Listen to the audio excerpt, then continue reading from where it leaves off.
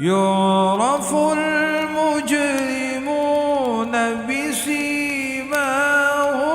فيؤخذ بالنواصي والأقدام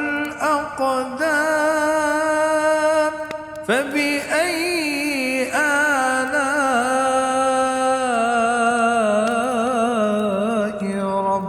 ربكما تكذبان هذه جهنم التي يكذب بها المجرمون